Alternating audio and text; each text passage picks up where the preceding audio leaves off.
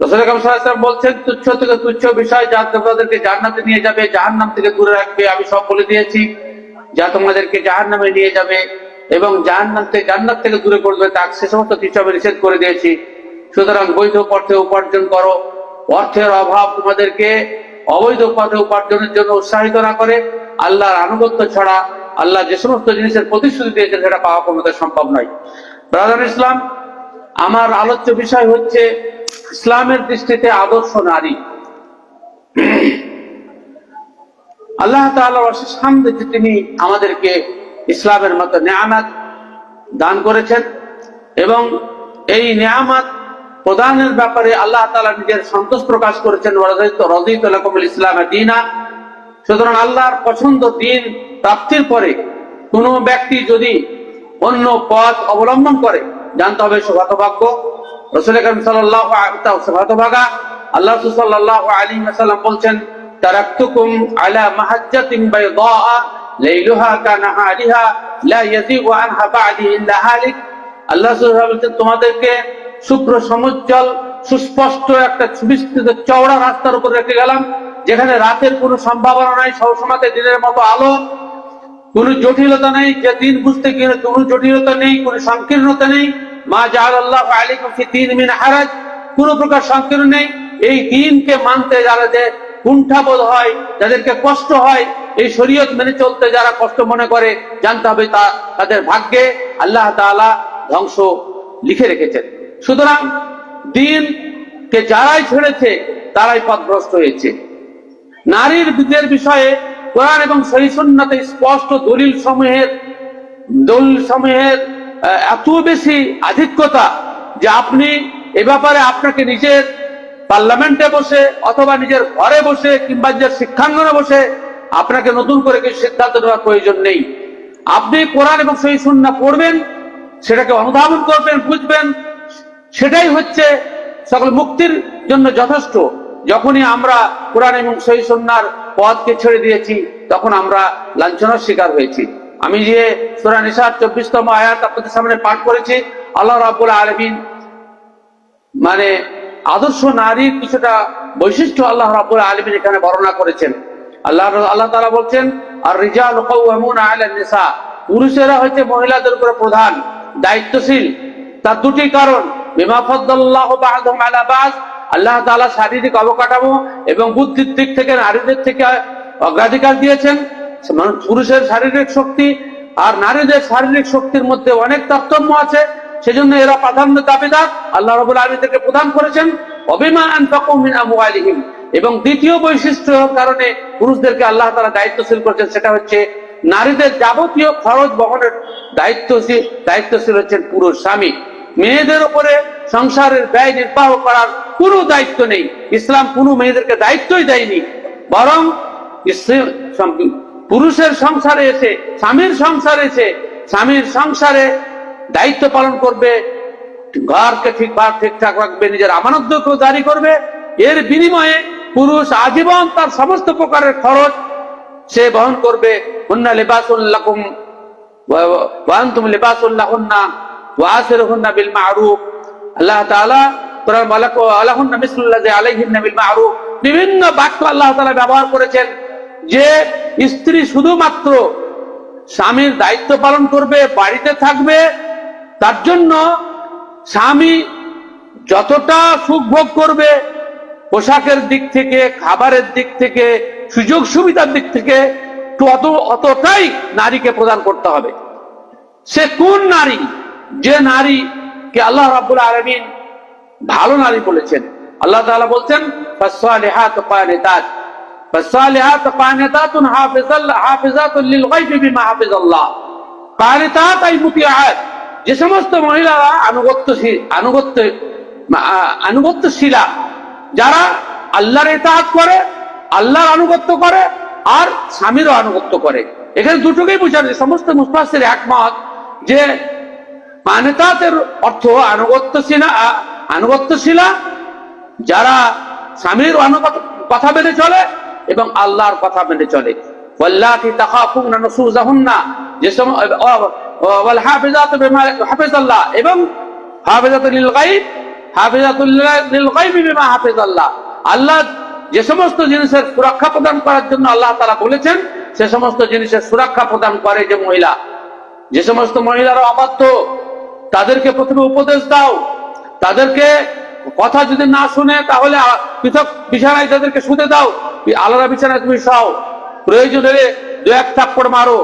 মারা বলতে মানে বেশি মাথা মারো নয়, হাদিসে স্পষ্ট হয়েছে ওয়ালা তাজরিবিল ওয়াজহা, চেহারাতে মারবে না, ওয়ালা তুকাব্বিহা, অকথ্য ভাষায় কথা বলবে না, বাপ দাদু মা তুলে গালি দিবে না, ওয়ালা তাজরিব হাজারবাতা উমাইতিকা, হ্যাঁ, এবং তোমার দাসীর মতো তুমি মারবে না। হ্যাঁ, মারের ব্যাপারে মুফাসসিরিনে কেরামগণ লিখছেন যে দাতুনের সমান, দাতুন মিসওয়াক, সে সমান লাঠি দিয়ে মারবে, বড় লাঠি নয় যেটাকে কষ্ট দিবে। হ্যাঁ, মুবরিহা মানে কষ্টদায়ক, তার হাড় ভেঙে দিবে, আঘাত করবে, এমন মার নয়।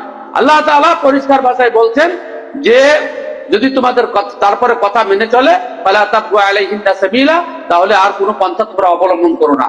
এই আয়াতে আল্লাহ রাব্বুল আলামিন মূলত দুটো বলবে, সালেহাত, সালেহাত যারা, যে সমস্ত মহিলারা সালেহ বা ভালো কাজ করে, ইন্নাল্লাযীনা আমানু ওয়া আমিলুস সালিহাত, বুঝতে পারছেন, সৎকর্মশীলা যারা ভালো কাজ করে। একটা হাদিসে রাসূল আকরাম সাল্লাল্লাহু আলাইহি ওয়াসাল্লাম বলেছেন, বিখ্যাত হাদিস, সমস্ত বক্তার মুখ থেকে শুনেন, যে আল মারআতু ইযা সাল্লাত খামসাহা ওয়া সামাত সাহরাহা ওয়া আতাআত বা'লাহা, আল মারআতু ইযা সাল্লাত খামসাহা ওয়া সামাত সাহরাহা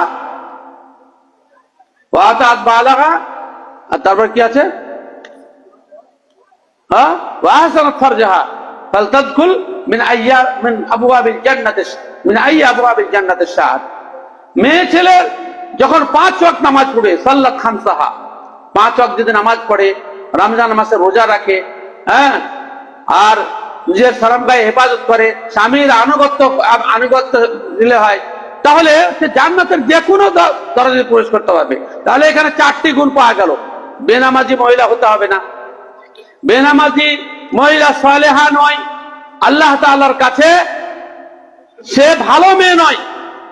হ্যাঁ, আর সিয়াম পালন করা, সিয়াম যদি পালন না করে তাহলে সে ভালো মহিলা নয়, এবং নিজের শরীরের রক্ষণাবেক্ষণ যদি না করে সেও ভালো মহিলা নয়।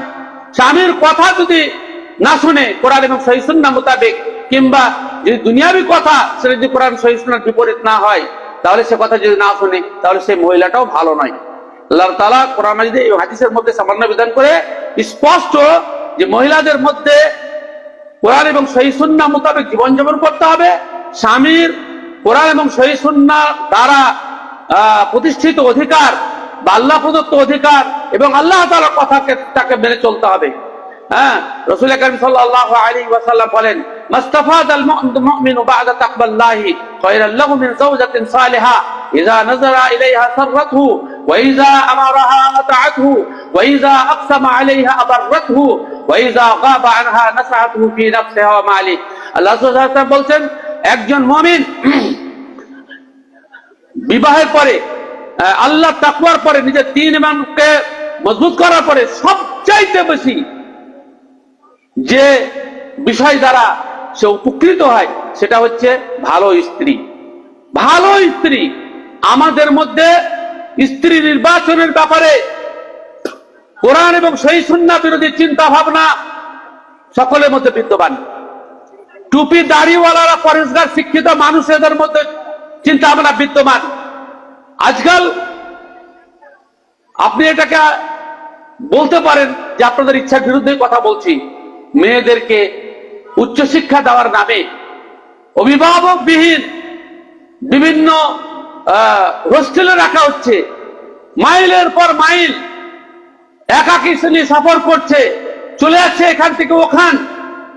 ইসলামের বিধানকে লঙ্ঘন করে আপনাকে শিক্ষা অর্জনের জন্য ইসলামের গুরু জানাতে বলা হয়েছে, গুরু জানাতে বলা হয়েছে এই ধরনের শিক্ষা অর্জন করতে হবে। আল্লাহ তাআলার স্পষ্ট কথা, মেয়েদেরকে বাস করতে হবে ওয়াকারনা ফি বুয়ুতিকুন্না, বাড়ির মধ্যে অবস্থান করো। হ্যাঁ, ওয়াকারনা ফি বুয়ুতিকুন্না ওয়ালা তাবাররাজনা তাবাররুজাল জাহিলিয়াতুল উলা, জাহিলিয়াতের যুগের মতো খোলামেলা অবস্থায় চলাফেরা করো না। আজকাল বিভিন্ন মাদ্রাসাও তৈরি হচ্ছে, আলেমরা সব ফতোয়া দিয়ে তৈরি করছেন। কার স্বার্থে তৈরি করছে আল্লাহ পাক ভালো জানে। একটা সফর বিনা মাহরামে করা যাবে না, হজ ফরজ হলে হজ করা যাবে না, আর গায়ের মাহরামের কাছে নিজের যুবতী মেয়েদেরকে মাদ্রাসায় রেখে চলে আসছে। গায়ের মাহরাম, হ্যাঁ, তারা মাহরাম নয়, তাদের কাছে রেখে চলে আসছে, মাসের পর মাস, বছরের পর থেকে যাচ্ছে। এই শিক্ষা অর্জনের জন্য ইসলামের কোথায় যে অপশন আছে আমি তো খুঁজে পাচ্ছি না। আলেমদের নিজস্ব ফতোয়া ছাড়া কোরআন এবং সহিহ সুন্নাহর মধ্যে কোনো অপশন দেখতে পাচ্ছি না।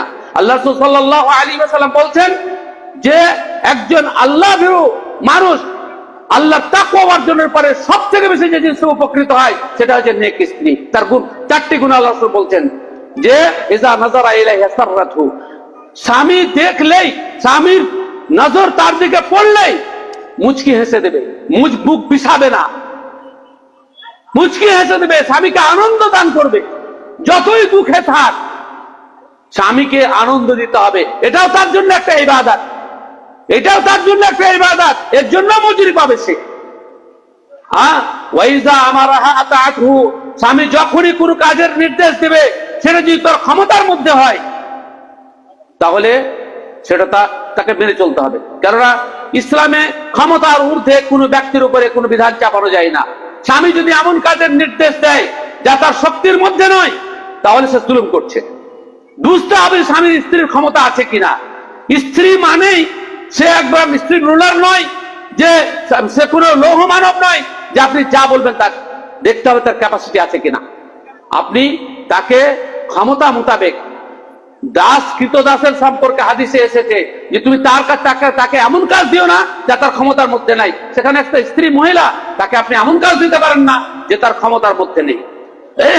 রাসূল আকরাম সাল্লাল্লাহু আলাইহি ওয়াসাল্লাম বলছেন স্বামী যখনই নির্দেশ দেবে সেটা পালন করবে। যখনই নির্দেশ দেওয়ার একটা ব্যাখ্যা সূচক একটা কথা আছে। মেয়েদের মধ্যে অনেক জটিলতা আছে। আজকাল খোলামেলা উন্মুক্ত পরিবেশে পুরুষেরা বাইরে যায়, শয়তান, হাদিসে আল্লাহ রাসূল সাল্লাল্লাহু আলাইহি ওয়াসাল্লাম বলছেন আল মারআতু ইযা খারাজাত ইসতাশরাফাহা শাইতান, মহিলারা যখনই বাড়ি থেকে বের হয় শয়তান তাকে সুশোভিত করে মানুষের জন্য, সুশোভিতের জন্য। আবার আল্লাহ রাসূল সাল্লাল্লাহু আলাইহি ওয়াসাল্লাম বলছেন যে আল্লাহর রহমতের নিকটবর্তী সেই মহিলাটি আল্লাতী হিয়া ফি কারি বাইতিহা, যে বাড়ির মধ্যে অবস্থান করে। তো মহিলারা যখনই, এর ব্যাখ্যাতে মুহাদ্দিসিনে কেরাম লিখেছেন যে যখনই বের হয় তখন শয়তান তার মাথার কাছে বসে ওকে সুন্দর করে তুলে ধরে পুরুষের জন্য। সুতরাং কোন পুরুষ বাইরে গিয়ে কোন মহিলাকে দেখে তার যৌন কামনা জাগ্রত হতে পারে, আর সে বাড়ি ফিরে এসে যদি দেখে যে তার স্ত্রী বিভিন্ন কাজে ব্যস্ত আর সে তার জানের ভিতরে একটা অশান্তি বিরাজ করছে, সে যে তার স্ত্রীকে বলে যে আমার বিশেষ প্রয়োজন আছে, তুমি ঘরে চলো, আমার যৌন কামনা মিটিয়ে দাও। অনেক মেয়ে ছেলে রাজি হয় না, বাড়িতে মানুষের দোহাই দিয়ে, বাচ্চার দোহাই দিয়ে, ছেলে মেয়েদের দোহাই দিয়ে, প্রতিবেশীর দোহাই দিয়ে সে স্বামীর এই কথা মানে না। অথচ রাসূল সাল্লাল্লাহু আলাইহি ওয়াসাল্লাম বলছেন যে স্বামী যখনই কোনো আদেশ দিবে তখন সেটাকে পালন করবে।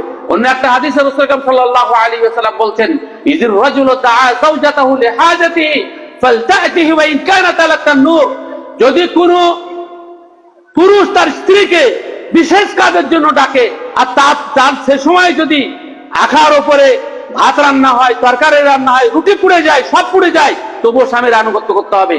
অন্য একটা হাদিসে আছে রাসূল সাল্লাল্লাহু আলাইহি ওয়াসাল্লাম বলছেন সফরকালীন স্বামী যদি উটের পিঠে স্ত্রীর সাথে মিলামেশা করতে চায় তাহলে স্ত্রীকে অস্বীকার করতে পারবে না, স্ত্রীর অস্বীকার করার অধিকার নেই। তাহলে বোঝা যাচ্ছে যে স্বামীর শুধু রান্না বান্না, সংসার পালন, শিশু পালন ইত্যাদি নয়, স্বামীর বিশেষ প্রয়োজনেও তাকে সাড়া দিতে হবে। ওয়াইজা আকসামা আলাইহা বাররাতহু, একটা কোয়ালিশন সরকার ধরেন একটা স্বামী স্ত্রীর, একটা অন্য ফ্যামিলি থেকে এসেছে আর ইনি পয়লা সদস্য, দুটো পৃথক ফ্যামিলি মানুষের মনের মধ্যে অ্যাডজাস্ট করা এটা খুব জটিল বিষয়। খুব কম মানুষই কোরআন এবং সহিহ সুন্নাহর ভাবনাকে দেখে ক্ষমা দৃষ্টিতে দেখে এবং অ্যাডজাস্ট করে নেয়। মানুষ ভুল হয়েছে ক্ষমা করে দেয়, যেমন রাসূল আকরাম সাল্লাল্লাহু আলাইহি ওয়াসাল্লাম ছিলেন। এইরকম গুণের অধিকারী আল্লাহ তাআলা খুব কম মানুষকে করেছেন। রাসূল আকরাম সাল্লাল্লাহু আলাইহি ওয়াসাল্লাম বলছেন যে স্বামী যদি বিশেষ কোনো প্রয়োজনে রাগ করে, স্বামীর স্ত্রীর আচরণের কারণে হোক বা যে কোনো আচরণে রাগ করে, তো স্ত্রীকে তাড়াহুড়া করলে হবে না। আমাদের দেশের মহিলারা করে কি, স্বামীর সাথে কোনো বিবাদ হয়েছে, সঙ্গে সঙ্গে আজকে তো ফোনের যুগ, বাপের বাড়িতে ফোন লাগিয়ে দিল, ভাইকে ফোন লাগিয়ে দিল, সে ঝামেলা শুরু করে দিল। আল্লাহ রাসূল বলছে না, ওয়াইজা আকসামা আলাইহা আবাররাতহু, স্বামী যদি রাগ করে, কসম খায়, তো সেই কসম পূর্ণ হওয়া পর্যন্ত সে অপেক্ষা করবে। স্বামীর রাগ কতক্ষণ পর্যন্ত পড়ছে। হ্যাঁ, সেই হাদিসে এসেছে রাসূল আকরাম সাল্লাল্লাহু আলাইহি ওয়াসাল্লাম ফাতেমা রাদিয়াল্লাহু তাআলা আনহার কাছে গেলেন একদিন সকাল ফজরের নামাজের পরে পরেই, দেখছেন ফাতেমার চোখ মানে রক্তিম হয়ে আছে, চেহারা রক্তিমাভ হয়েছে, ঘুম নাই। বলে ফাতেমা, তোমার এই অবস্থা কেন? বলে আপনার জামাতা চাচাতো ভাই আলী রাদিয়াল্লাহু তাআলা আনহু বিশেষ কোন আচরণে, আমার কোন আচরণে তিনি রাগান্বিত হয়েছিলেন। সারা রাত ধরে আমি ক্ষমা চাইছি, সারা রাত ধরে ক্ষমা চাইছি, উনি কোন মতে ক্ষমা দিচ্ছেন না। ফজরের নামাজ পড়তে যাওয়া পুরো মুহূর্তে আমাকে ক্ষমা করেছেন, সারা রাত ঘুম নেই, তার পায়ের কাছে বসে বসে আমি ক্ষমা চেয়েছি, সেজন্য আমার এই অবস্থা। আল্লাহ রাসূল সাল্লাল্লাহু আলাইহি ওয়াসাল্লাম বলছেন, ওয়াইজা আকসামা আলাইহি আবাররাতহু, স্বামীর শপথ এবং ওয়াদা, অঙ্গীকার, কসম পূর্ণ করার জন্য স্ত্রী সর্বাত্মক প্রচেষ্টা চালাবে। এ নয় যে ঝামেলা পাকাবে, ঝগড়া করবে, এটা কোনো মতেই করবে না। ওয়াইজা গাবা আনহা, আর যখন স্বামী বাড়িতে থাকবে না, নাসাহাতুহু মিন নাফসিহা ওয়া মালিহি, তো নিজের শরীরের ব্যাপারে লক্ষ্য রাখবে এবং স্বামীর সম্পদের হেফাজত করবে। হ্যাঁ, বিমা হাফিজাল্লাহ।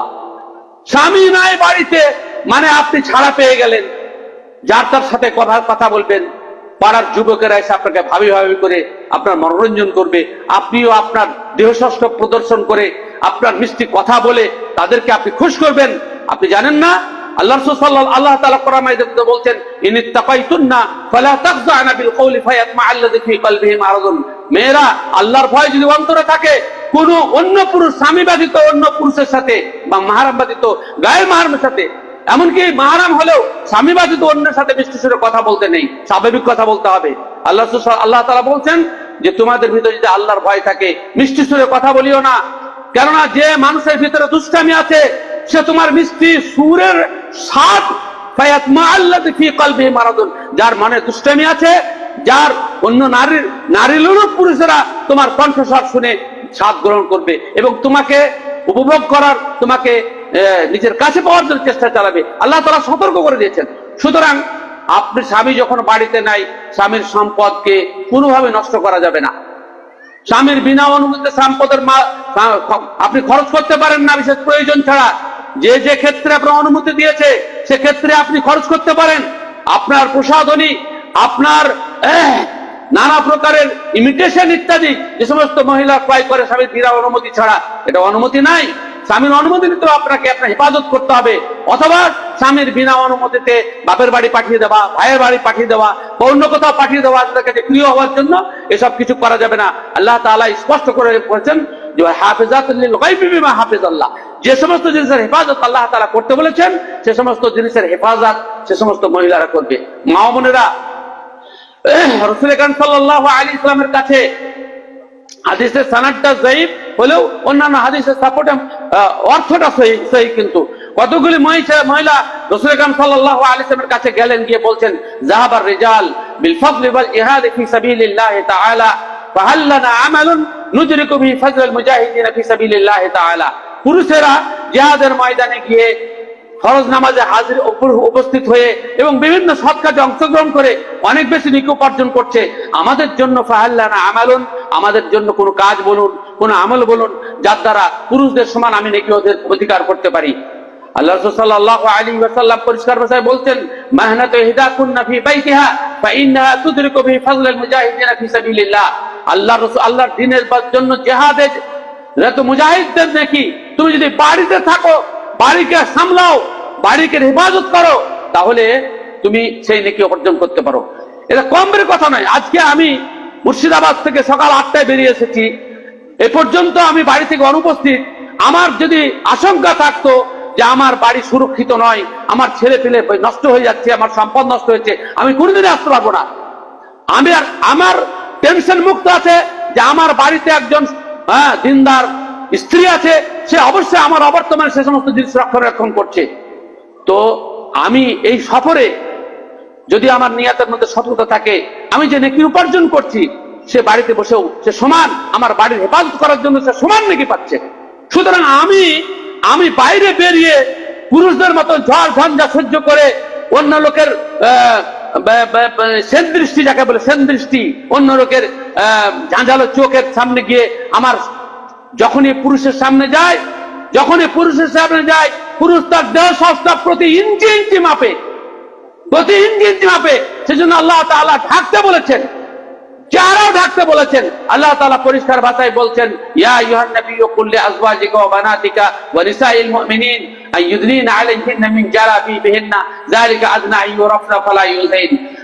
ঢেকে লাও, চাদর নামিয়ে ঢেকে লাও, কেননা দুষ্ট লোকেরা তোমাকে যদি খোলামেলা অবস্থায় দেখে তাহলে তোমরা টন্টিং করবে, খারাপ খারাপ কথা বলবে। আল্লাহ এখানে স্পষ্ট করেছেন, আপনার এই সমস্ত পরপুরুষের টন্টিং শুনতে যদি আপনাকে ভালো লাগে, আপনাকে কোন প্রকার অসভ্য কথা বলাতে যদি আপনি আনন্দ পান, তাহলে আপনি সালেহা নন, আপনি ভালো মহিলা নন, আপনি স্ত্রীর জন্য ভালো নন। বেয়াদুল ইসলাম, বিয়ে করার সময় সেজন্য রাসূল আকরাম সাল্লাল্লাহু আলাইহি ওয়াসাল্লাম দুটি হাদিস মনে রাখতে হবে। রাসূল আকরাম সাল্লাল্লাহু আলাইহি ওয়াসাল্লাম বলেছেন, ভিন্ন ভিন্ন মানুষের চিন্তা ভাবনা বিয়ের ক্ষেত্রে, কেউ সম্পদ দেখে, কেউ রূপ দেখে, কেউ বংশ দেখে, আর তুমি হে মুমিন ফাসফার বিযাতিদ দ্বীন, দিনদার রমণী যাকে কেউ দেখেনি, যে বেপরদা হয়ে গেছে। আমার ছোট্ট বোনের বিয়ে বর্ধমানে দিয়েছিলাম, যে তাওই মশাই এসেছিলেন বিয়েতে, আমাকে এসেই বলছে তোমার বোনের বিয়ের জন্য এসেছি। তাই আমি বললাম, আমার বোন লেখাপড়া বেশি শিখেনি, প্রাইমারির উপরে যায়নি, আমাদের কোন ছেলে মেয়েরা কেউ প্রাইমারির উপরে যায়নি, তো কি করে আপনি বিয়ে দিবেন আপনার ছেলে দেওবন্দের ফারিক, ভালো আলেম। তো বলছে, যে মেয়ে ছেলে বেপরদা হয়ে স্কুলে গেছে ওকে তো বউ বানাবো না, আমি জানি তোমার বোন বাইরে বের হয়নি, সেজন্য বর্তমান থেকে তোমার কাছে এসেছে। আপনি চিন্তা করেন, আজকে আলেম ওলামা পর্যন্ত মেয়েদের উচ্চ ডিগ্রির হিতাকাঙ্ক্ষী। কোন শরীয়তে আছে, কোন দলিলে আছে? আয়েশা কার কাছ থেকে শিখেছেন? পুরুষের কাছে না রাসূলের কাছে? কার কাছে শিখেন? মেয়েদেরকে শিক্ষিত করতে হবে, তার দলিল উপস্থাপন করে যে আয়েশা রাদিয়াল্লাহু তাআলা আনহা সর্বোচ্চ হাদিস ২৫০০ হাদিস বর্ণনা করেছেন। আয়েশা রাদিয়াল্লাহু তাআলা আনহা শিখেছেন কার কাছে? স্বামীর কাছে। তুমি স্বামী শিখাও না কেন? দিনে রাতে ২৪ ঘন্টা সময় দাও, তুমি তাকে সময় দিচ্ছ না, বাইরে বাইরে ঘুরে বেড়াচ্ছ দুনিয়া করে। তোমার স্ত্রীকে শিক্ষা দায়িত্ব তোমার, তুমি শেখো আগে, তোমার স্ত্রীকে শেখাও, তোমার মেয়েকে শেখাও। তা না শিক্ষা করে আর আদর্শ দিনদার মেয়ে যাকে অন্য পুরুষ দেখেনি, অন্য পুরুষদের চেহারা দেখেনি, তার দেহলষ্টব দেখেনি, এমন মহিলাই হচ্ছে দিনদার। আমরা কিন্তু সেটাকে অন্যরকম ভেবে দিয়েছি। আমরা একটা মুসনাদে আহমদের একটা হাদিস আছে, খুব গুরুত্বপূর্ণ হাদিস, ওলামায়ে কেরামের দৃষ্টি আকর্ষণ করছি। মান জামা আল মুশরিকা ওয়া সাকানা মাহু ফাইন্নাহু মিসলু, মুশরিকদের মধ্যে বসবাস করলে সে তাদের মতো হয়ে যাবে। আজকে আমাদের পাশে অন্যান্য জাতির মহিলাদের ঘোরাফেরা, তাদের ডিগ্রি দেখে আমরা মুসলমানরা অন্যরকম হয়ে গেছি। সরকার কিছু বলছে, আমরা সেটাকে আমান্না সাদ্দাক না মেনে নিচ্ছি। কি দরকার পড়েছে যে আমাদেরকে আমি উচ্চ শিক্ষিত করব? যদি ডিগ্রি করতে হয়, বাড়িতে তার ব্যবস্থা করতে হবে, মাহরমের কাছে পড়াতে হবে। গায়ের মাহরমের কাছে পড়াবার অধিকার কোথায় দিয়েছে আমি কিছু জানি না, আমি শরীয়তে কোনো দলিল নেই। আর একটা কথা, আল্লাহ তাআলা মেয়েদেরকে সাথী বলেছেন, সাথী। হ্যাঁ, লাআনতুন্না সাওয়াহিব ইউসুফ, একটা হাদিস আছে, আল্লাহ সুবহানাহু ওয়া তাআলা বলেছেন সাথী। আর আল্লাহ সুবহানাহু ওয়া তাআলা আবু দাউদের সহিহ হাদিস, ওয়ালা তুসাহিব ইল্লা মুমিনান, সাথী তোমার চিরন্তন সাথী মৃত্যু পর্যন্ত। এমনকি সে যদি দিনদার হয়, তুমি যদি দিনদার হও, জান্নাতে পর্যন্ত সাথী, তাকে যেন দিনদার নির্বাচন করিও। ওয়ালা তুসাহিব ইল্লা মুমিনান, মুমিন ব্যক্তিকে সাথী বানায়ো। ওয়ালা ইয়াকুল তুআমাকা ইল্লা তাকিয়ুন, আর আল্লাহ ভীরু ব্যক্তি ছাড়া তোমার খাবার জন্য অন্য কেউ চায়। বিয়ের ব্যাপারে এমন অবস্থা, শুধু চামড়া দেখে বেড়াচ্ছে, শুধু ডিগ্রি দেখে বেড়াচ্ছে, শুধু বড়লোক দেখে বেড়াচ্ছে। শ্বশুরের সম্পত্তিতে আমার কি গেল? শ্বশুরের সম্পত্তির সাথে আমার কি প্রয়োজন? হ্যাঁ, আমাকে আমার স্ত্রী লালন পালনের দায়িত্ব আমার। অনেক পুরুষ নিজের স্ত্রীকে সরকারি বিভিন্ন প্রজেক্টে চাকরিরত অবস্থায় রেখেছে। কিয়ামতের দিনে এই খেয়ানতের শাস্তি স্বামীকে পেতে হবে। আল্লাহ ছেড়ে কথা বলবে না। আল্লাহ তাআলা পুরুষদেরকে খরচের দায়িত্ব দিচ্ছে, নারীকে নাই। হ্যাঁ, শিক্ষার ব্যাপারে আল্লামা আকবর এলাহাবাদীর দুলাইন কবিতা উর্দুতে ছাত্র জীবনে মুখস্থ করা, উনি খুব মূল্যবান কথা বলেছিলেন। তালিম औरत तालीम औरतों की जरूरी तो है मगर तालीम औरतों की जरूरी है तो है मगर खातून खाना हो सभा की परी ना हो। तालीम औरतों की जरूरी तो है मगर खातून खाना हो सभा की परी না हो। মেয়েদের শিক্ষা অত্যাবশ্যক, না শিখলে কি করে হবে? দিনের জরুরি কাজ তো শিখতেই হবে তাকে, কিন্তু সে স্টেজে সভাবর্ধন করবে আর পুরুষরা ফ্যালফাল করে তার দেহস্বাস্থ্যের দিকে তাকাবে, চেহারার দিকে তাকাবে, তার শরীরের দিকে তাকাবে, ইঞ্চি ফিতা দিয়ে মাপবে সে। এই মহিলার দ্বারা কোনো কল্যাণ আসতে পারে? কোনো কল্যাণ আসতে পারে? আধুনিক যুগে অত্যন্ত প্রমাণিত হয়েছে যে মেয়ে ছেলে যখন গর্ভে থাকে মায়ের চরিত্র টোটাল ট্রান্সফার হয় ছেলের মধ্যে। মায়ের আচরণ, কথাবার্তা, চাল চলন সব নাশ করে মায়ের পেটের বাচ্চা। বিজ্ঞানীরা কি বলছে জানেন? যে ডিম যদি আপনি তা দিতে দেন, আমাদের ডিম আন্ডা ঘুষা বলে, ভালো বাংলা ভাষা ডিম তা দেওয়া, উত্তাপ দেওয়া। তো আপনি দুটো মুরগিকে ডিম বসালেন আর বাচ্চা ফুটার আগে বাচ্চাগুলোকে আলাদা আলাদা করে দিলেন, দুই জায়গাতে দিয়ে দিলেন। বাচ্চা ফুটে গেল, আপনি দেখবেন যে যে ডিম ঘুষেছে সেই বাচ্চাগুলো তার কাছে যাচ্ছে। আপনি দাগ মেরে দেবেন, কোন রং টং দিয়ে দেবেন, তার কাছে যাচ্ছে। কি করে জানতে পারলে এটা ওর মা? তো দেখেনি, ডিম ঘুষের মতো। ওই যে ডিম তা দিচ্ছিল, আন্ডা যখন ঘুষছিল পেটের তলে, তো টুটু টুটু করে যে আওয়াজ করতে এই কণ্ঠস্বর মুখস্থ করে রেখেছে, যেমন ডাকছে তার কাছে সাহায্য হচ্ছে। সুতরাং মা যদি ভালো না হয়, বিয়ের একমাত্র উদ্দেশ্য হচ্ছে পরবর্তী প্রজন্ম হচ্ছে আল্লাহর আবেদ তৈরি হবে। পরবর্তী প্রজন্ম হবে আল্লাহর আবেদ, আমি তার দ্বারা নেকি পাবো। আমাদের উদ্দেশ্যই হচ্ছে শুধু যৌন কামনা বাসনা চরিতার্থ করা। আমাদের মাধ্যমে আল্লাহ রাব্বুল আলামিন পরবর্তী প্রজন্ম যেটা তৈরি করছেন, আমাদের যে সন্তান আসছে সে যে আল্লাহর উপাসনা করবে এবং আমার মেহনতের কারণে আমি তার মজুরি পাবো, এই ভাবনাই তো নাই। ভাবনাই তো নাই। ভুলে ভালে ছুটোছুটিতে কখন পেটে বাচ্চা আসছে, কখন হয়ে যাচ্ছে, আমাদের কোনো হিসাব কিতাব নাই, মায়েদের কোনো হিসাব কিতাব নাই। দুনিয়া নিয়ে ব্যস্ত থাকছি। আমাকে পেটে থাকাকালীন মাকে অশ্লীল কথা বলা যাবে না, ইবাদতে সবসময় করতে হবে, কোরআন তেলাওয়াত করতে হবে, আল্লাহ এবং আল্লাহ রাসূলের নাম নিতে হবে, দোয়া খায়ের করতে হবে, দান খায়রাত করতে হবে। কেননা সে বড় দায়িত্বশীলা। তার পেট থেকে পরবর্তী প্রজন্ম তিনি কে আসছে, সে বাচ্চাটা বড় আলেম হতে পারেন, বড় কিছু হতে পারেন। ওই মায়েরা সৌভাগ্যবান, বা ওই মায়েরা সৌভাগ্যবান যাদের ছেলে আলেম হয়েছেন, অবশ্যই তারা ভালো পথে ছিলেন। না হলে আল্লাহ রাব্বুল আলামিন এই পথে, এই খারাপ থেকে পথে খুব কমই নিয়ে আসেন। সুতরাং আমাদেরকে একটা জিনিস মনে রাখতে হবে যে মায়ের আদর্শ যদি না থাকে, আর শিক্ষার কোনো দাম নেই। মায়ের চরিত্র যদি ঠিক না থাকে, আর শিক্ষার কোনো দাম নেই। আপনি বলেন কোন আলেম যদি এলেমের প্রতি আমল না করে, তার সেই আলেমের কোনো দাম আছে কিয়ামতে? কোনো দাম নাই, কোনো দাম নাই। অনুরূপভাবে মায়েরা যদি শিক্ষা অর্জন করে আর সে শিক্ষা অনুযায়ী যদি শরীয়ত মোতাবেক নিজের জীবনকে পরিচালনা না করে, আর কোনো দাম নাই। বিশেষ করে মা ও বোনেরা, আপনারা কোরআন এবং সহিহ সুন্নাহর মাধ্যমে বুঝতে পেরেছেন যে আপনি বড় দায়িত্বশীলা। আপনি বাড়ির বাইরে যাচ্ছেন, আপনি জেনে রাখেন সমস্ত হাদিসগুলোর সমন্বয়ে 7 প্রকারের লোক প্রায় কিয়ামতের দিন আল্লাহ রাব্বুল আলামিন এদের দিকে তাকাবেন না, এদের সাথে কথা বলবেন না এবং এদেরকে সংশোধন করবেন না। এদের জন্য চরম যন্ত্রণাদায়ক শাস্তি আছে। তার মধ্যে অন্যতম হচ্ছে ওয়ামরাআতুন ক্বাদ কাফাহা যাওজুহা মুউনাতাদ দুনিয়া ফাতাবাররাজাত। ওয়ামরাআতুন ক্বাদ কাফাহা যাওজুহা মুউনাতাদ দুনিয়া ফাতাবাররাজাত। যে মেয়ে ছেলে তার স্বামী, তার বাড়ি, যে মহিলা তার স্বামী তার বাড়িতে প্রয়োজনীয় জিনিসের সমস্ত কিছু ব্যবস্থা রাখা সত্ত্বেও ফাতাবাররাজাত, রাস্তায় ঘোরাফেরা করছে। এত দামি বাড়ি করে, অট্টালিকা করে, টাকা খরচ করে, বাউন্ডারি ঘিরে, রেলিং দিয়ে, গ্রিল লাগিয়ে, তারপরে বউটাকে আটকানো যাচ্ছে না, রাস্তায় ঘুরে বেড়াচ্ছে। এত বড় বন্দুক তার কি দরকার? কি দরকার পড়েছে? কিসের জন্য? আপনার স্ত্রীর মূল্য কি আপনার সম্পদের থেকে কম? না। তারপরেও ছাদের উপরে ঘুরে বেড়াচ্ছে, গোটা দেশের যুবকরা তার দিকে দৃষ্টি করছে, সেখান থেকে মানে উকি মারছে। আরে আল্লাহর বান্দে, আল্লাহ তোমাকে কি জন্য তৈরি করেছে সেটা বুঝো। আল্লাহ তাআলা মর্যাদাকে কাউকে কম করেননি, উভয়ের মর্যাদা কিয়ামতের দিন, হ্যাঁ, সে যদি ঠিকভাবে আমল করে ইনশাআল্লাহ ন্যায্য মজুরি পাবে। আল্লাহর বান্দার কাজ হচ্ছে আল্লাহর সিদ্ধান্তে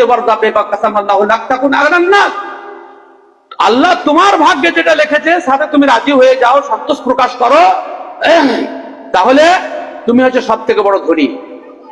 নারী ও পুরুষ এটা বাপের সিদ্ধান্তে আসে না, আর কোন নারী নিজের সিদ্ধান্তে পৃথিবীতে আসেনি, কোন শিশু বাচ্চা কোন ছেলে নিজের সিদ্ধান্তে আসেনি। এটা আল্লাহ তাআলার সিদ্ধান্তে তিনি দায়িত্ব বন্টন করেছেন পৃথিবীকে সুচারু করার জন্য। আল্লাহ যে দায়িত্ব দিয়েছেন সেটাকে মানাটাই হচ্ছে কাজ। আমরা পুরুষেরা যদি কোনো নারীকে খারাপ দৃষ্টিতে দেখি, কিংবা মহিলারা যদি নিজেদের হীনমন্যতায় ভুগে, তাহলে জানতে হবে আল্লাহর ফায়সালাতে সে সন্তুষ্ট নয়। আল্লাহ তাআলা কোরআন মাজিদে পরিষ্কার ভাষায় বলছেন, ওয়ালিল্লাহি মুলকুস সামাওয়াতি ওয়াল আরদ ইয়াখলুকু মা ইয়াশা ইয়াহাবু লিমান ইয়াশাউ ইনাসা ওয়া ইয়াহাবু লিমান ইয়াশাউ যুকুর আও ইউযাফফিজুহুম যুকরানা ওয়া ইনাসা ওয়া মান ইয়াশা ইয়াজআলহু আকিমা। আল্লাহ তাআলা নিজে পরিষ্কার ভাষায় বলছেন, আকাশ পাতালের মালিকানা আল্লাহ, তিনি যা ইচ্ছা তাই সৃষ্টি করেন। আল্লাহ কাউকে পুত্র সন্তান দেন, তা কাউকে কন্যা সন্তান দেন, আর কাউকে উভয় সন্তান দান করেন, পুত্র এবং কন্যা সন্তান দান করেন, এবং যাকে ইচ্ছা করেন তাকে বাঁঝা করে দেন। তাহলে আল্লাহর ইচ্ছাতে সমস্ত কিছু হচ্ছে। আল্লাহ কাউকে মহিলা রূপে তৈরি করেছেন, তাকে কোন সময় খারাপ ভাবা যাবে না। আল্লাহ রাব্বুল আলামিন পরিষ্কার ভাষায় বলছেন, আসা আন তাকরাহু শাইয়ান ওয়া ইয়াজআলাল্লাহু ফিহি খায়রান কাসীরা। মেয়েদেরকে কোন গুণের কারণে তাদেরকে তুমি খারাপ ভাবতে পারো, কিন্তু তার মধ্যেই প্রভূত কল্যাণ আল্লাহ রাব্বুল আলামিন নিহিত রেখেছেন। হ্যাঁ, অনেক কল্যাণ নিহিত রেখেছেন। সেজন্য মেয়ে ছেলেদেরকে লক্ষ্য করতে হবে যে আল্লাহ কি বলেছেন, আল্লাহ রাসূল কে বলেছেন।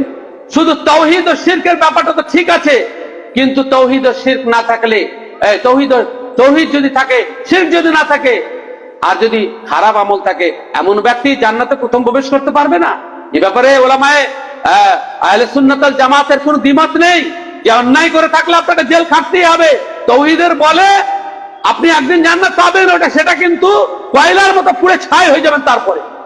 সেজন্য আমলে রাসূলুল্লাহ সাল্লাল্লাহু আলাইহি ওয়াসাল্লাম কি বলছেন, খারাপ মহিলা কি বলছেন, আল্লাহ রাসূল সাল্লাল্লাহু আলাইহি ওয়াসাল্লাম মুসলিমের হাদিসে বলছেন, আবু হুরায়রা রাদিয়াল্লাহু আনহু বর্ণনা করছেন, সিনফান মিন আহলিন নার লাম আরাহুমা, দুই প্রকারের লোক জাহান্নামী, আমার যুগে তারা নেই।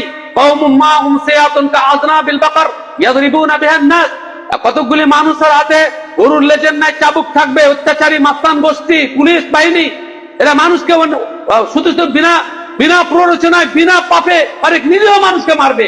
আল্লাহ রাসূল সাল্লাল্লাহু আলাইহি ওয়াসাল্লাম ইয়াদরিবুনা বিহান নাস। আর অপর পক্ষ হচ্ছে নিসাউন কাসিয়াতুন আরিয়াতুন মুমিলাতুন মাইলাত, অনেক মেয়ে ছেলে কাপড় পরিধান করা থাকলে উপলগ্ন হবে, পার পুরুষকে আকৃষ্ট করবে, নিজেও আকৃষ্ট হয়ে যাবে। বিভিন্ন ভ্যারাইটি মাথার চুলকে খোপা বাঁধবে পুরুষকে আকৃষ্ট করার জন্য। জান্নাতা, এরা জান্নাতে যাবে না। ওয়ালা ইয়াজিন্না রিহা, জান্নাতের সুগন্ধ পাবে না।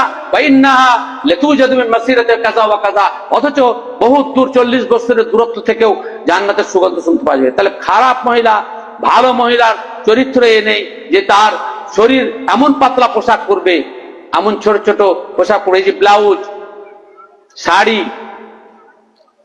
এই পোশাক মুসলমানদের। আমি যখন উত্তরপ্রদেশে পড়াশোনা করি তখন সংসারের খুব অভাব, দোকানকার লোকের কাছে ভালোবাসা হলো, তো ওখান থেকে এক কোম্পানির শাড়ি নিয়ে এসে আমার আব্বাকে দিতাম, ইসমাইল শামসিরকে, উনি বিক্রি করতেন মার সাথে গিয়ে আসার পরে। তখন এইসব ধারণা, আমি তো ছাত্র জীবন, यूपी भाई दुकानदार बोलते मौलाना ये किसके लिए ले जाते हैं? तो भाई मुसलमान औरतें पहनती हैं बंगाल में, बोलते ये तो सिर्फ हम हिंदुओं के लिए बनाते हैं, আসলে পড়ে না বলা শাড়ি মুসলমান হয়ে যায়। মুসলিম ইউপির মেয়েরা পুরুষ মতে শাড়ি পরে না। আমাদের দেশে শাড়ি 16 হাত শাড়ি, ও তাও ঢাকা থাকে না, আবার বাড়ি দিন রাত হায়রান পেরেশান, এদিক ঝাঁকে ওদিক ঝাঁকে, এসব ভালো মানুষের পরিচয়? আমরা সমাজ সোসাইটিকে নিয়ে কোন সময় ভাবতে জানলাম না কোরআন এবং সহিহ সুন্নাতে মেয়েদের জন্য কি বিধান আছে, মেয়েদের জন্য কি বিধান আছে। ভালো মেয়ে ছেলে সেই যে স্বামীর অবর্তমানে শরীরের হেফাজত করে। তারা তারা কারা কারা জানেন? কাদের কাছে হেফাজত করতে হবে না? আল্লাহ তাআলা কোরআনে বলেছেন, ওয়ালা ইবদিনা যিনাতাহুন্না ইল্লা লিবাউলাতিহিন্না ওয়া বাইহিন্না ওয়া বাই বাউলাতিহিন্না ওয়া ইখওয়ানিহিন্না ওয়া বানি ইখওয়ানিহিন্না ওয়া বানি আখওয়াতিহিন্না ওয়া নিসাইহিন্না أو ما ملكت أيمانهن أو التابعين غير أولي الإربة من الرجال أو الطفل الذين لم يظهروا على عورات النساء ولا يضربن بأرجلهن ليعلم ما يخفين من زينتهن وتوبوا إلى الله جميعا أيها المؤمنون لعلكم تفلحون সূরা নিসা সূরা নূরের এই আয়াতটা লম্বা চওড়া পড়েন।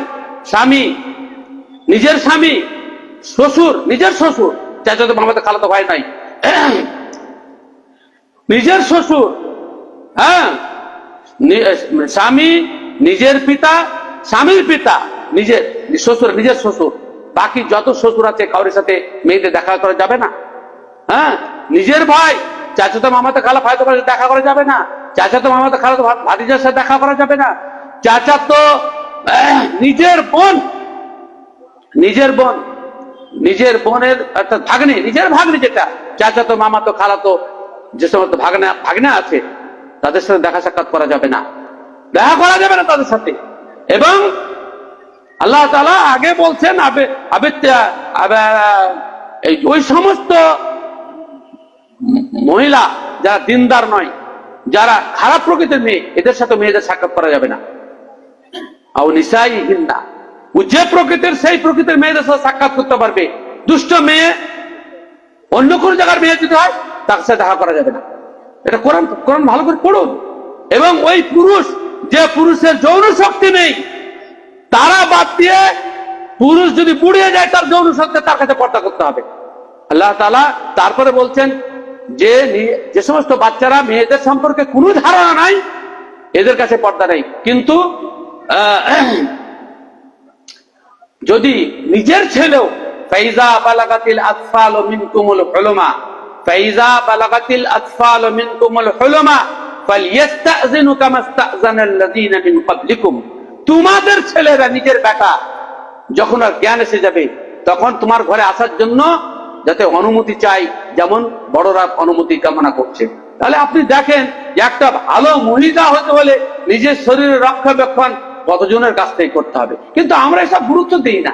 ওমর রাদিয়াল্লাহু তাআলা পরিষ্কার বলতেন, মেয়ের বিয়ে দেওয়ার আগে সূরা নূর এবং সূরা আহজাব অবশ্যই পড়াও, তারপরে বিয়ে দিও।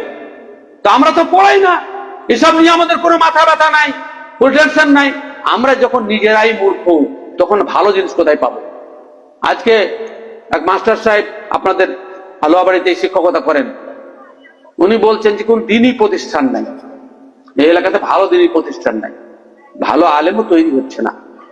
আমি বলি, কোন এলাকাতে যদি ভালো আলেম তৈরি না হয় তাহলে এটা আল্লাহ তাআলা তাদের প্রতি অসন্তুষ্ট এর দলিল। আল্লাহ সেই এলাকার লোকের প্রতি অসন্তুষ্ট, এই এলাকায় দিনী প্রতিষ্ঠান তৈরি হচ্ছে না, আল্লাহ আপনাদের প্রতি অসন্তুষ্ট। সেই মুসলিমের হাদিস রাসূল সাল্লাল্লাহু আলাইহি ওয়াসাল্লাম বলছেন, মান ইউরিদিল্লাহু বিহি খায়রান ইফাক্কিহু ফিদ্দীন, আল্লাহ যাদেরকে ভালোবাসেন তাদেরকে দ্বীনি জ্ঞান দান করেন। আপনি দ্বীনি জ্ঞান পাচ্ছেন না কেন? কেন আপনি দিন শিখতে পাচ্ছেন না? দুনিয়া ভালো লাগছে, দিন শিখতে আপনার কেন ভালো লাগছেন না? হ্যাঁ, ডাক্তার, মাস্টার, ব্যারিস্টার করে আপনার আখিরাত বেঁচে যাবেন, দুনিয়াতে বেঁচে গেছেন? অসুখ বাড়তেই আছে, আপনার রোগ মুক্তি হয়েছে? যত ডাক্তার হবে তত অসুখ বাড়বে, যত উকিল তৈরি করবেন তত আইনের জটিলতায় ফাঁসবেন, যত দিনকে ধরবেন আল্লাহ রাব্বুল আলামিন, যত দিনকে ধরবেন আল্লাহ তার হেফাজতের দায়িত্ব দিয়েছেন। ইন তানসুরুল্লাহ ইয়ানসুরকুম ওয়া ইসাব্বিত আকদামাকুম, হ্যাঁ, আল্লাহ দিনকে দিলে সাহায্য করো, আল্লাহ তোমাদের সাহায্য করবেন, তোমাদেরকে অবিচল রাখবেন, টিকে থাকবেন এই জায়গাতে। আর যদি না থাকো তোমার মাটির তলার জায়গা কেড়ে দেবে বিরোধীরা। ব্রাদার সব দিনকে মানুন। আল্লাহ তাআলা কোরআন মাজিদে নিজে বলছেন, ওয়াদাল্লাহু আল্লাযীনা আমানু মিনকুম ওয়া আমিলুস সালিহাত লা ইস্তাখলিফান্নাহুম ফিল আরদি কামা ইস্তাখলাফাল্লাযীনা মিন ক্বাবলিহিম ওয়া লা ইউমাক্কিনান্না দীনাহুম আল্লাযী ইরতাদা লাহুম ওয়া লা ইউবাদদিলান্নাহুম মিন বা'দি খাওফিহিম আমনা ইয়াবুদুনানি লা ইউশরিকুনা বিহি শাইয়্যা ওয়া মান কাফারা বা'দা যালিকা ফাউলাইকা হুল ফাসিকুন। এই গোটা সূরা নূরের 55 নম্বর আয়াতে আল্লাহ রাব্বুল আলামিন স্পষ্ট করেছেন যে দুনিয়ার ফিতনা থেকে মুক্ত হওয়ার জন্য আপনাকে আল্লাহর ইবাদত ভালোভাবে করতে হবে, শিরক মুক্ত জীবন যাপন করতে হবে, দিন শিখতে হবে। হ্যাঁ, চারটি বৈশিষ্ট্য আল্লাহ রাব্বুল আলামিন দান করবেন, ভয় দূর করে দিবেন, পূর্ণ নিরাপত্তা দিবেন, শাসন ক্ষমতা দিবেন, সবকিছু দিবেন। আমরা আল্লাহর কথা মানবো না, শরীয়ত মানবো না, ইচ্ছা মতো চলবো, আর আল্লাহর কাছ থেকে বেনিফিট পেতে চাইবো, ভালো পেতে চাইবো, এসব নয়। আফা হাসিবান নাস আন ইউতরাকু আন ইয়াকুলু আমান্না ওয়া হুম লা ইফতানুন ওয়া লাকাদ ফাতান্নাল্লাযীনা মিন ক্বাবলিহিম মিন ক্বাবলিহিম আল্লাহ রাব্বুল আলামিন ফিতনা ফেলবে, তবেই তো বোঝা যাবে যে কে ঈমানদার কে বেঈমান। সামান্য সামান্য কারণে দাড়ি কেটে দিচ্ছে, সামান্য সামান্য কারণে নিজের পরিচয় গোপন করছে। এটা কিসের ফিতনা, কিসের ফিতনা?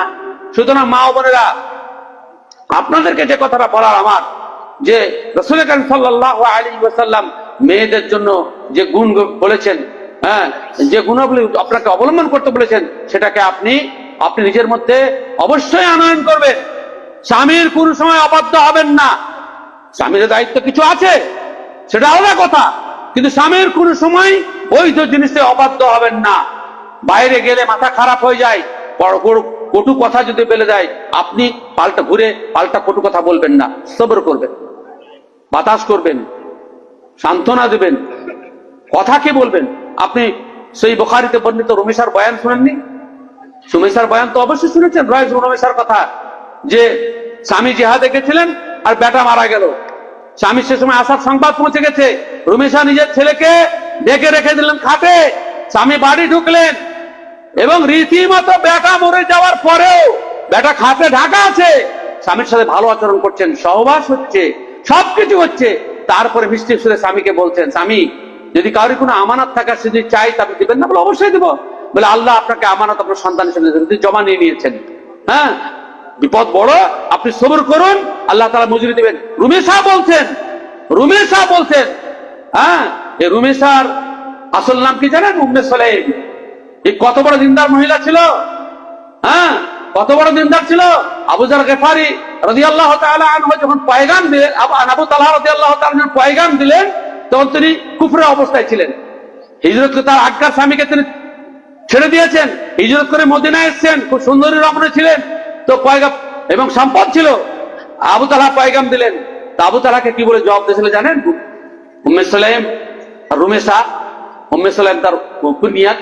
উম্মে সুলাইম বলছেন যে মিসলুকা লা ইউরাক, আপনি যেমন পুরুষ, মদিনার ধনী মানুষ, সুশ্রী মানুষ, আপনার প্রস্তাব প্রত্যাখ্যান যোগ্য নয়। মিসলুকা লা ইউরাক ওয়ালাকিন্নাকা রাজুলুন কাফির ওয়া ইন্নী ইমরাআতুন মুমিনা। আপনি কাফের মানুষ, আমি মুমিনের মানে মহিলা, সেজন্য আপনার সাথে আমার বিবাহ কোন সম্পর্ক নেই। চিন্তা করেন। আর বড় লোক পেলে বিটিরকে বিয়ে দিচ্ছেন, বেদাতি হেদাতি কিচ্ছু দেখে না।